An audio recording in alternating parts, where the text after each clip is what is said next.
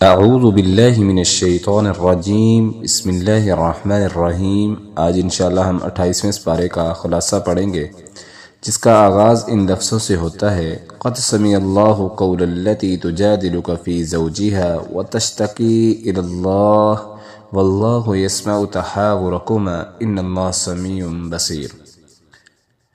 اور تحقیق اللہ نے سن لی اس عورت کی بات جو اللہ کے سامنے شکایت کر رہی تھی، تو اللہ سبحانہ و تعالی اس کو سن رہے تھے، اور بے شک اللہ سننے والا اور جاننے والا ہے۔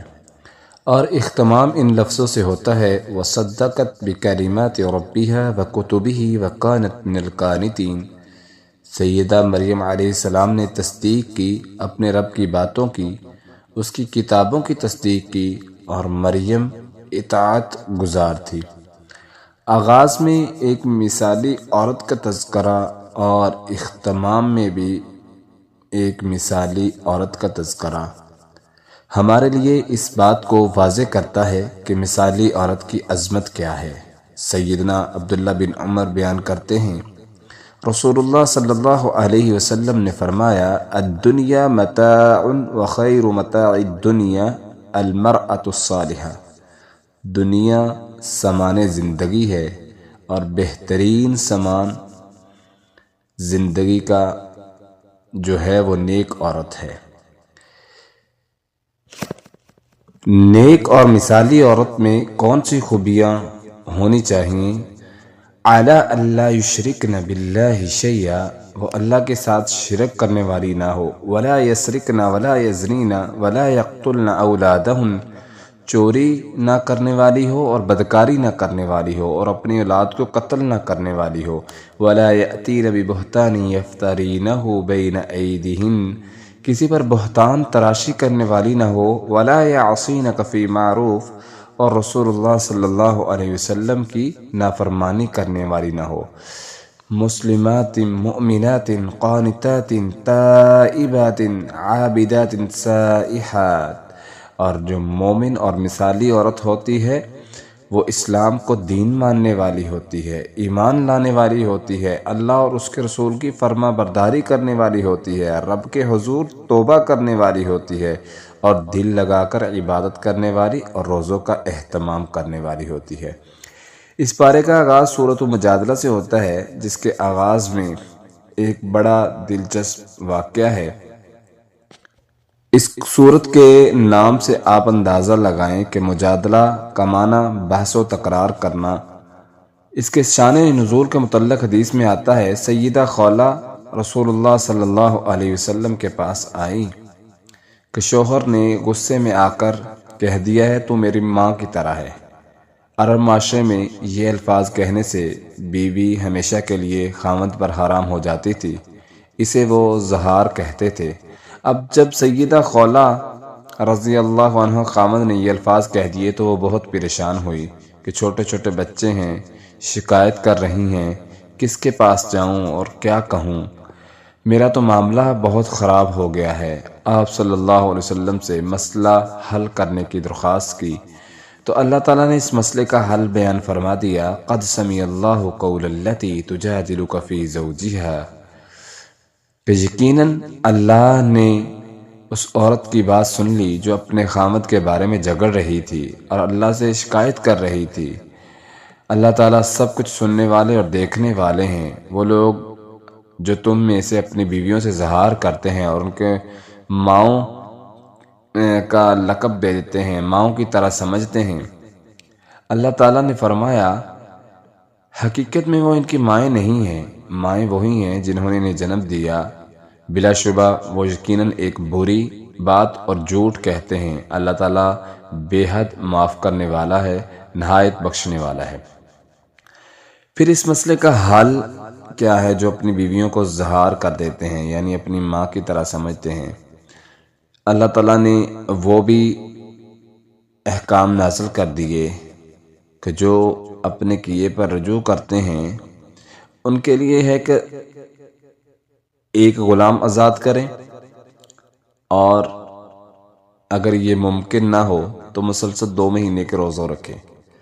اگر روزے بھی نہیں رکھ سکتے تو جو لوگ 60 مسکینوں کو اس کے بدلے میں کھانا کھلانا ہوگا، پھر انہیں تعلقات قائم کرنے کی اجازت ہوگی۔ یعنی 3 شرطیں، ایک گردن آزاد کر دیں یعنی غلام آزاد کر دیں، اگر اس کی طاقت نہیں رکھتے تو 2 مہینوں کو مسلسل روزے رکھیں، اگر اس کی طاقت نہیں رکھتے تو 60 مسکینوں کو کھانا کھلانا ہوگا۔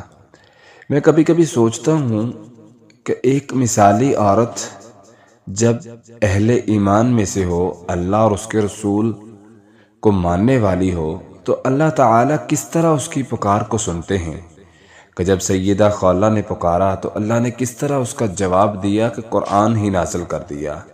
جب سیدہ مریم علیہ السلام کو میں دیکھتا ہوں کہ جب ان سے پوچھا گیا کہ یہ تو بچہ کہاں لائی ہے اور کہاں سے لے کے آئی ہے، وہ پریشان ہوتی ہیں، تو اللہ سبحانہ و تعالیٰ اس کی پکار کا جواب قرآن مجید میں تفصیلاً جواب دیتے ہیں اور سارا واقعہ بیان کر دیتے ہیں۔ اور اسی طرح سیدہ عائشہ رضی اللہ تعالیٰ عنہ پر جب بہتان لگتا ہے تو وہ پریشان ہوتی ہیں، اللہ کی طرف رجوع کرتی ہیں، تو اللہ تعالیٰ سیدہ عائشہ رضی اللہ تعالیٰ عنہ کی شان اور برات میں کس طرح آپ کی پاکیزگی کو بیان کرتے ہوئے اللہ خالق و مالک قرآن نازل کر دیتے ہیں۔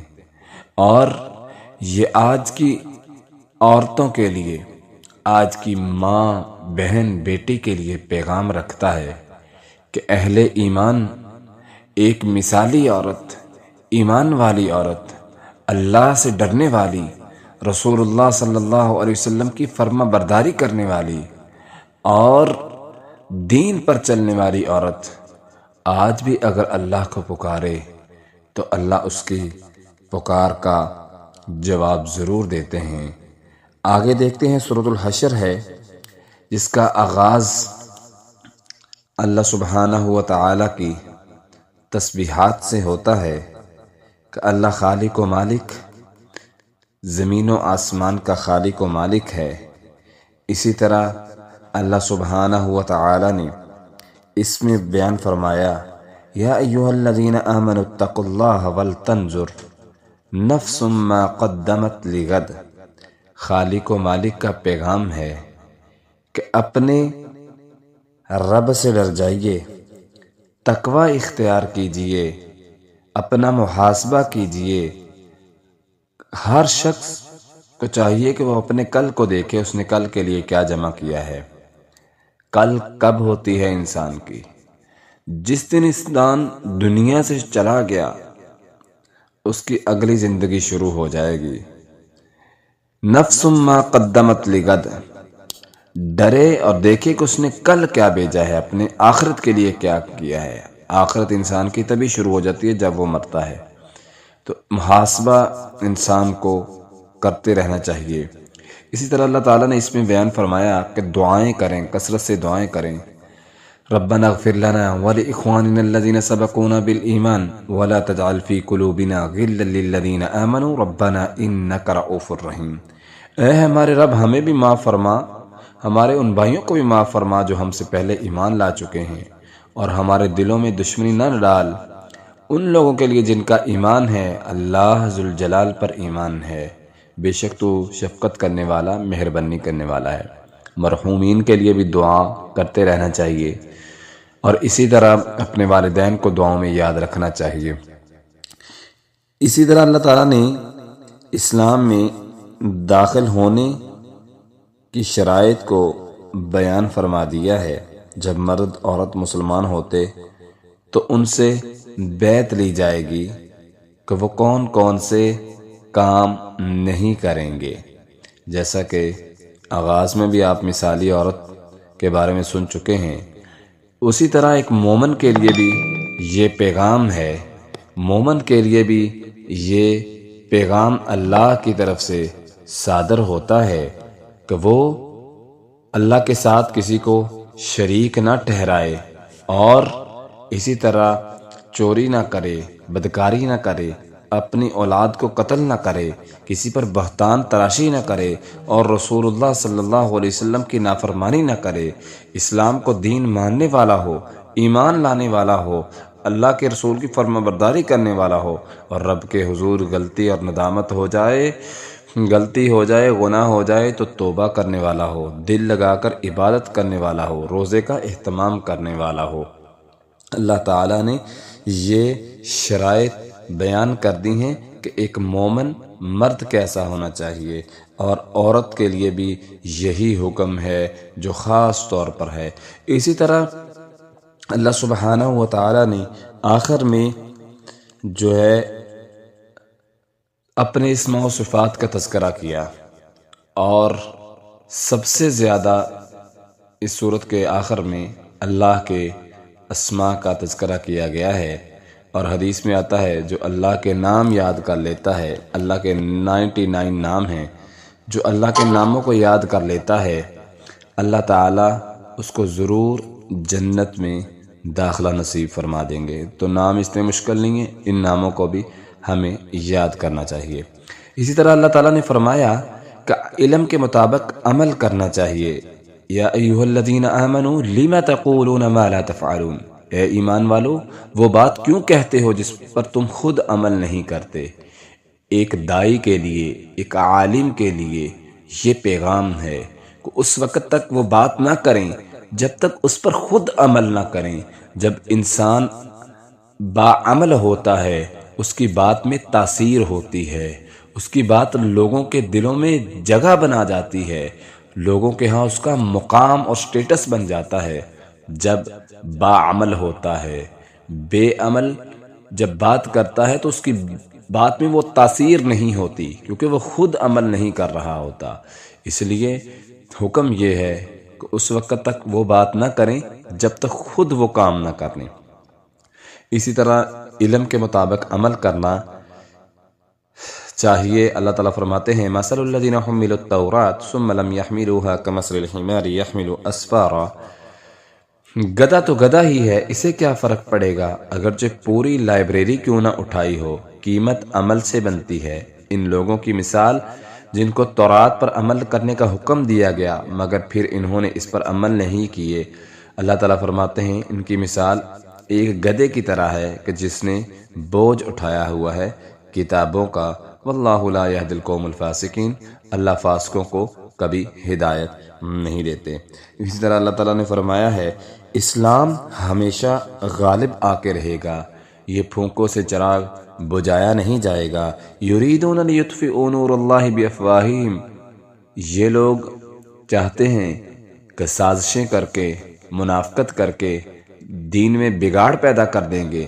اللہ تعالیٰ فرماتے ہیں یہ ارادے رکھتے ہیں، ان کے ارادے ہیں کہ یہ پھونکوں سے، باتوں سے لوگوں کو جو ہے دوسری طرف لے جائیں گے اور لوگوں میں کو بدزن کر کے اسلام سے پھیر دیں گے۔ یریدون لیطفئوا نور اللہ بافواہہم واللہ متم نورہ ولو کرہ الکافرون، یہ جو کافر اور مشرک سازشیں کر رہے ہیں کہ اللہ کے نور کو بجھا دیں، اللہ تعالیٰ فرماتے ہیں ہرگز نہیں، یہ کبھی نہیں ہو سکتا۔ اسی طرح اللہ سبحانہ و تعالیٰ نے جمعہ کے آداب کو بیان فرمایا ہے۔ جمعہ ایک بہت عظیم دن ہے۔ اللہ تعالیٰ فرماتے ہیں یا ایھا الذین آمنوا اذا نودی للصلاۃ من یوم الجمعہ، اے ایمان والو تم جب جمعے کے لیے تمہیں بلایا جائے، منادی دی جائے تو نماز جمعہ کے لیے آ جاؤ۔ فاسعوا الی ذکر اللہ، اللہ تعالیٰ کے ذکر کی طرف دوڑ کے آؤ، اور وذروا البیع، بیع تجارت جو بھی مشغولیت ہے اس کو چھوڑ دو۔ جمعہ فرض ہے اور اس کے احکام بھی تفصیلی اللہ تعالیٰ نے قرآن مجید میں بیان فرما دیے، اور ایک فضل کا راستہ بھی اس میں بتا دیا۔ وَإِذَا قَضَيْتُمُ الصَّلَاةَ فَانتَشِرُوا فِي الْأَرْضِ وَابْتَغُوا مِن فَضْلِ اللَّهِ، جب تم جمعہ ادا کر لو تو پھر اپنے تجارت کے لیے، اپنے مال کے لیے نکلو، انشاءاللہ اس میں اللہ کا فضل تم پاؤ گے۔ جب اللہ کے احکامات پر انسان عمل کرتا ہے تو اس میں خیر ہوتی ہے، اس میں بلائی ہوتی ہے، اور اللہ تعالیٰ کا فضل ہوتا ہے، اللہ کی رحمتیں ہوتی ہیں۔ اسی طرح اللہ سبحانہ و تعالیٰ نے سورۃ المنافقون جو ہے 28ویں پارے میں اس کا پس منظر بیان فرمایا۔ یہ منافقوں کے بارے میں نازل ہوئی۔ غزوہ بنی مستلق میں فتح کے بعد مسلمان وہاں موجود تھے۔ مہاجرین اور انصار کا ایک ایک آدمی پانی پلانے جب کنویں پر گیا تو کسی بات پر ان کا تکرار ہو گیا، آپس میں جھگڑا کرنا لگے۔ تو عبداللہ بن ابی منافق یہ وہاں پہنچ جاتا ہے اور آ کے ان کے درمیان کہتا ہے انصار کو کہ میں نے تجھے آپ لوگوں کو سمجھایا تھا کہ ان کو جگہ نہ دیں، یہ لوگ سر پر چڑھ جائیں گے۔ اور یہ ایک بات بچہ سن لیتا ہے اور رسول اللہ صلی اللہ علیہ وسلم کو جا کے خبر کرتا ہے۔ آپ صلی اللہ علیہ وسلم نے جب یہ بات سنی تو جب عبداللہ بن ابی منافق کو پتہ چلتا ہے ابی کو کہ میری بات رسول اللہ صلی اللہ علیہ وسلم کو پہنچ گئی ہے تو آ کے مکر جاتا ہے اور کہتا ہے میں نے تو ایسے کوئی بات ہی نہیں کی۔ اللہ تعالیٰ نے قرآن نازل کر دیا اذا جاءک المنافقون قالوا نشہد انک رسول اللہ واللہ یعلم انک لرسول۔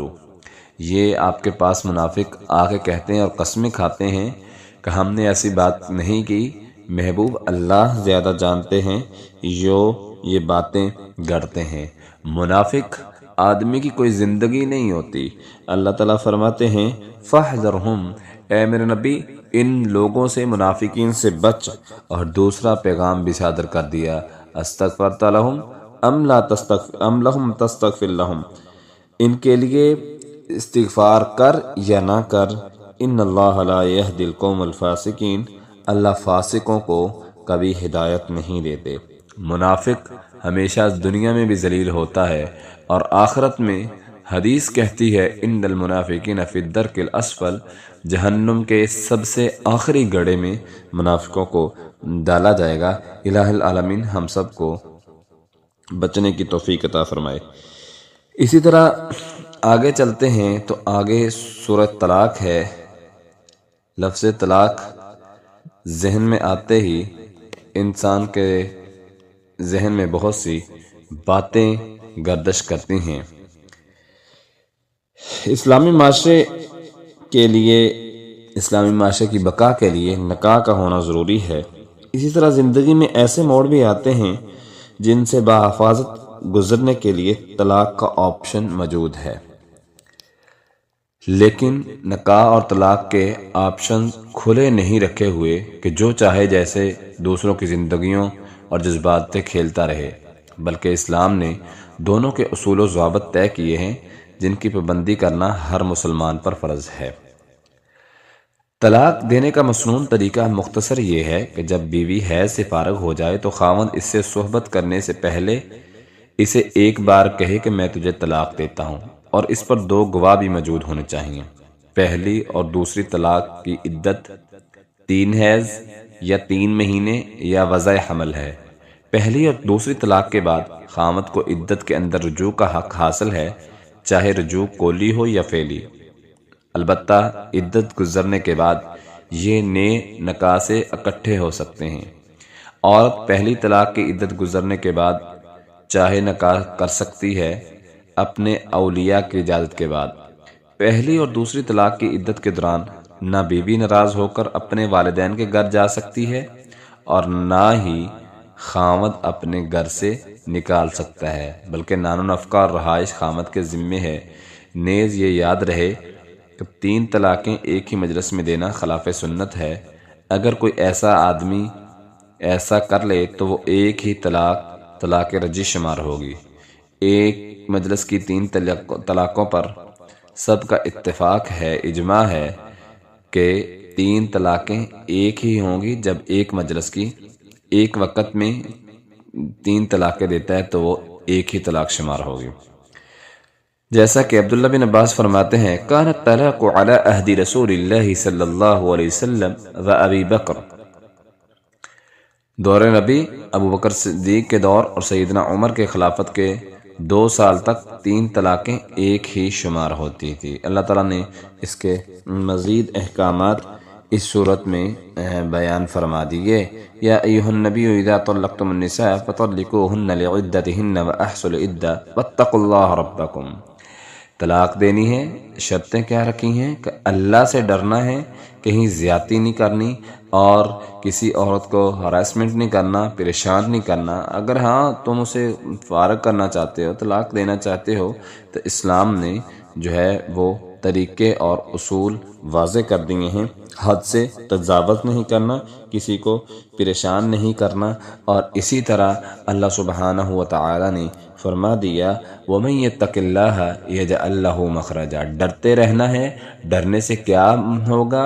جو تقوی اختیار کرتا ہے، ہر معاملے میں اللہ سے ڈرتا ہے، اللہ تعالیٰ فرماتے ہیں وَمَن يَتَّقِ اللَّهَ يَجْعَل لَّهُ مَخْرَجًا، اللہ سبحانہ و تعالی اس کے لیے راستے آسان کر دیتے ہیں، تنگیوں سے نکلنے کے راستے جو ہے وہ بنا دیتے ہیں۔ وَيَرْزُقْهُ مِنْ حَيْثُ لَا يَحْتَسِبُ، اور رزق وافر عطا کرتے ہیں۔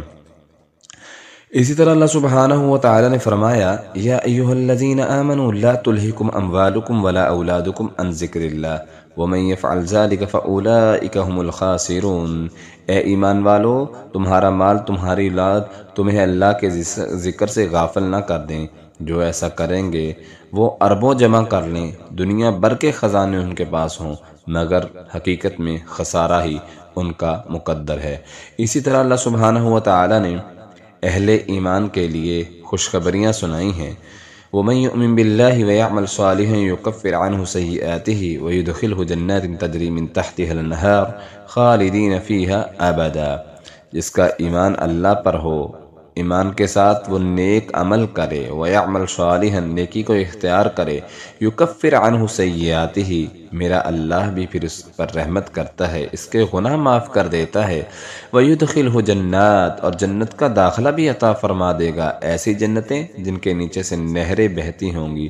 کب تک رہیں گے وہ جنت میں؟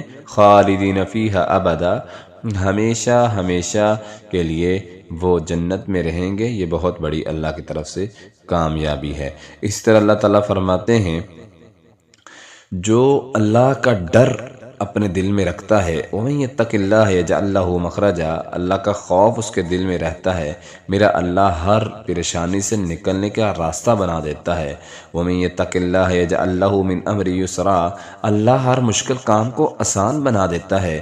وَمَن يَتَّقِ اللَّهَ يُكَفِّرْ عَنْهُ سَيِّئَاتِهِ وَيُعْظِمْ لَهُ أَجْرًا، جس کے دل میں اللہ کا خوف ہو، میرا اللہ گناہ بھی معاف فرما دیتا ہے، اجر عظیم سے نواز دیتا ہے۔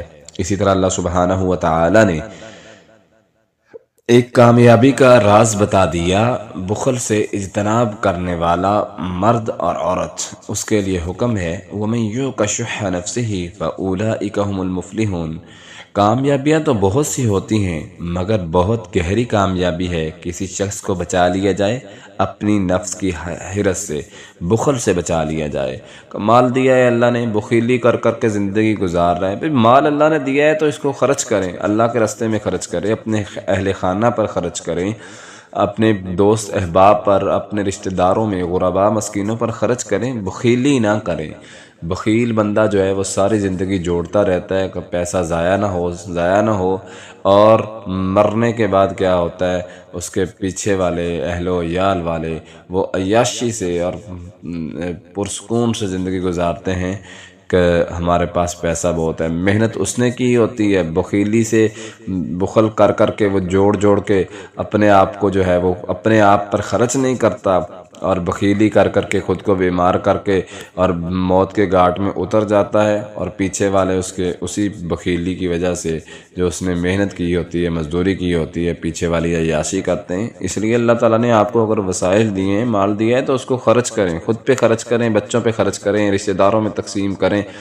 اللہ تعالیٰ جو ہے ایسے لوگوں کو پسند کرتے ہیں۔ اللہ تعالیٰ فرماتے ہیں جو بخل سے بچا لیا گیا، کنجوسی سے بچا لیا گیا، فَأُولَئِکَ هُمُ الْمُفْلِحُونَ، یہی لوگ فلاح پانے والے ہیں۔ اسی طرح صدقات و خیرات کا اللہ تعالیٰ نے حکم دیا ہے، ان تقرضوا اللہ قرضا حسنا یضاعفہ لکم ویغفر لکم، اگر تم خرچ کرتے ہو اور اللہ کی راہ میں خرچ کرتے ہو تو وہ اللہ تعالیٰ بڑھا دیتا ہے۔ اللہ تعالیٰ جو ہے وہ زیادہ دیتا ہے انسان کو، یہ اللہ کے فیصلے ہیں۔ تمہارے گناہ بھی اللہ تعالیٰ معاف کر دیتا ہے۔ واللہ شکور حلیم، اللہ تعالیٰ بڑا شکر گزار ہے، بڑا قدردان ہے۔ کہ نیک اعمال کی اللہ بڑی قدر کرتے ہیں۔ جب انسان نیک عمل کرتا ہے تو اللہ تعالیٰ بڑا قدردان ہے، اس کے نیک اعمال کی اللہ سبحانہ و تعالیٰ قدر کرتے ہیں، اور دنیا میں بھی اس کے لیے معافی کا اعلان ہے، اور آخرت میں اس کے لیے جنت جیسے انعامات رکھے ہیں۔ اسی طرح اللہ سبحانہ و تعالیٰ نے فرمایا، جو لوگ تقوی اختیار کرتے ہیں، توکل کرتے ہیں، توکل وَمَن يَتَّقِ اللَّهَ وَمَن يَتَوَكَّلْ عَلَى اللَّهِ فَهُوَ حَسْبُهُ، جو شخص توکل کر لے، اللہ پر توکل کر لے، اسے ہر موڑ پر اللہ کافی ہو جاتا ہے۔ جب انسان کا یہ ایمانی لیول ہو، یہ کیفیت ہو کہ میرا رب ہے نا، وہ مجھے سنبھال لے گا، مجھے ڈرنے کی ضرورت نہیں ہے، مجھے پریشانی کی ضرورت نہیں ہے۔ جب انسان اللہ پر توکل کرتا ہے تو اللہ تعالیٰ پھر اپنے بندے کی لاج رکھتے ہیں، اللہ سبحانہ و تعالیٰ پھر اس کی قدر کرتے ہیں۔ توکل ہو تو انسان جو ہے سمندروں میں چلا جاتا ہے، توکل ہو تو انسان فضاؤں میں اڑتا ہے۔ توکل اگر آپ کا کامل ہے، اکمل ہے، پورا ہے کہ میرا رب مجھے کبھی ضائع نہیں کرے گا، تو اللہ تعالیٰ اس کے لیے کافی ہو جاتے ہیں۔ آپ کے اندر تین چیزیں ہوں، توکل، صبر اور شکر، آپ دنیا کے ہر میدان میں کامیاب ہو سکتے ہیں۔ اگر آپ کا ایمان لیول یہ ہے، ایمانی لیول، کہ آپ اللہ پر یقین رکھتے ہیں، ان اللہ لا یضیع اجر المحسنین، اللہ نیک لوگوں کے عملوں کو ضائع نہیں کرتے، لیکن شرط یہ ہے کہ آپ اہل ایمان ہوں، آپ مومن ہوں، اللہ پر یقین اور توکل کرنے والے ہوں، اللہ اس کے لیے کافی ہو جاتے ہیں۔ اسی طرح اللہ سبحانہ و تعالی نے سورۃ تحریم میں کچھ چیزیں بیان فرمائی ہیں۔ اس سے پہلے اللہ نے اپنی عظمت کو بیان فرمایا، اللہ الذی خلق 7 سماوات ومن الارض مثلہن یتنزل الامر بینہن لتعلموا ان اللہ علی کل شیء قدیر۔ اللہ ذوالجلال کی ذات ہے جس نے 7 آسمان بنائے، اسی کے مثل زمینیں بھی، 7 زمینوں آسمانوں میں حکم چلتا ہے تو اللہ ذوالجلال کا چلتا ہے، لتعلموا، تم جان لو، اللہ ہر چیز پر قادر ہے، اور اللہ ہر چیز کو گھیرے ہوئے ہے۔ دنیا میں کہیں بھی، زمین و آسمان میں جتنی بھی چیزیں ہیں، چاہے آسمان کی بلندیوں میں ہیں، زمین کے گہرائیوں میں، اللہ ہر چیز کو جاننے والا ہے۔ اسی طرح اللہ تعالیٰ نے حکم دیا، یا ایھا الذین آمنوا قوا انفسکم واہلیکم نارا، اے ایمان والو، اپنے آپ کو، اپنے گھر والوں کو آگ سے بچا لو جس کا ایندھن انسان اور پتھر ہیں، فرشتے بھی ان پر مقرر کیے گئے ہوئے ہیں جو سخت دل رکھتے ہیں، لا یعصون اللہ ما امرہم، جو اللہ کا حکم ہو اس کی نافرمانی نہیں کرتے بلکہ بجا لاتے ہیں جو حکم دیے جاتے ہیں۔ اس آگ سے بچ جاؤ جو جہنم کی آگ ہے، اور تڑپا دینے والی، جلسا دینے والی، چمڑیوں کو ادھیڑ دینے والی آگ سے بچ جاؤ۔ ایک مثالی مرد اور مثالی عورت اپنے بچوں کی تربیت اس لحاظ سے کرتی ہے کہ وہ خود بھی اپنے اہل خانہ کو بھی بچاتی ہے اور اپنے بچوں کو بھی آگ سے بچاتی ہے۔ اللہ تعالیٰ نے حکم دیا ہے کہ اپنے آپ کو اور اپنے اہل خانہ کو جہنم کی آگ سے بچا لو۔ اسی طرح اللہ تعالیٰ نے سورۃ تحریم میں کچھ احکام نازل فرما دیے۔ سیدہ عائشہ رضی اللہ تعالیٰ عنہ سے روایت ہے کہ نبی کریم صلی اللہ علیہ وسلم سیدہ زینب بنت جہش کے پاس جاتے اور ان کے ہاں شہد کو کھایا کرتے تھے۔ میں نے اور حفصہ نے باہمی مشورہ کیا کہ جب نبی کریم صلی اللہ علیہ وسلم ہم دونوں میں سے کسی ایک کے پاس آئیں تو ہم نے یہ کہنا ہے کہ آپ کے منہ سے مغافیر کی سمیل آتی ہے، یعنی جڑی بوٹیوں کی سمیل آتی ہے۔ تو رسول اللہ صلی اللہ علیہ وسلم نے اپنے اوپر جو ہے وہ شہد کو حرام کر لیا۔ اللہ تعالیٰ نے آیات نازل فرما دی، یا ایھا النبی لم تحرم ما احل اللہ لک تبتغی مرضات ازواجک واللہ غفور رحیم۔ اے نبی، آپ نے اس چیز کو حرام کیوں کیا جس کو اللہ نے حلال کیا ہوا ہے؟ آپ عورتوں کی خواہشات اور ان کی رضامندی چاہتے ہیں، واللہ غفور رحیم، اللہ بخشنے والا اور رحم کرنے والا ہے۔ اب نبی کریم صلی اللہ علیہ وسلم کی ذات اقدس اتنی بڑی ہستی ہیں، اللہ نے حکم کر دیا، تنبیہ کر دی، کہیں ایسا نہ ہو کہ امت یہ سمجھ لے کہ یہ چیز حرام ہے، تو اللہ تعالیٰ نے فرمایا لِمَ تُحَرِّمُ مَا أَحَلَّ اللَّهُ لَكَ، آپ اپنے اوپر وہ چیزیں حرام کیوں کرتے ہیں جو اللہ نے حلال کی ہیں۔ اب ہمارے لیے بھی یہ پیغام ہے کہ ہم ان چیزوں کو جو حلال ہیں اگرچہ آپ کو ناپسند ہیں تو آپ نہ کھائیں، لیکن اپنے اوپر حرام کر لینا اور ایک حلال چیز کو حرام تصور کروانا، یہ جو ہے وہ بات ٹھیک نہیں ہے۔ اللہ تعالیٰ نے ان چیزوں سے منع فرما دیا ہے۔ اسی طرح اللہ تعالیٰ نے سورۃ توبہ میں سورۃ تحریم میں بیان فرمایا یا ایھا الذین آمنوا توبوا الی اللہ توبۃ نصوحا عسیٰ ربکم ان یکفر عنکم سیئاتکم، اے ایمان والو توبہ کرو اللہ کے سامنے پکی اور سچی توبہ۔ گناہ انسان نسیان ہے، بھول جاتا ہے، غلطی کمی کوتاہی ہو جائے تو اللہ تعالیٰ فرماتے ہیں عسیٰ ربکم ان یکفر عنکم سیئاتکم، تم توبہ کرو اللہ تمہارے گناہ دور کر دے گا، وَيُدْخِلْكُمْ جنات، اور تمہیں جنتوں کا مہمان بنا دے گا۔ لیکن توبہ کے لیے بھی شرائط بیان کی گئی ہیں کہ انسان جس کام سے توبہ کر رہا ہے وہ عزم کر لے کہ آئندہ سے یہ گناہ نہیں کروں گا، اور ہمیشہ اس گناہ سے بچنے کے لیے جو ہے وہ توبہ کرے اور دعا کرے۔ یہ نہیں کہ آج گناہ کیا، کل توبہ کی، پھر گناہ کر لیا، پھر توبہ کی، تو یہ عمل ٹھیک نہیں ہے۔ ہمیشہ کے لیے اس گناہ سے رک جائے اور اللہ سے اس گناہ کی پکی اور سچی توبہ کرے۔ اللہ تعالیٰ نے توبۃ نصوحا کا لفظ اس لیے استعمال کیا ہے کہ سچی توبہ کرے۔ اسی طرح اللہ تعالیٰ نے جو ہے حضرت سیدہ مریم کا واقعہ اور اسی طرح کچھ مومنین عورتوں کا تذکرہ فرمایا ہے۔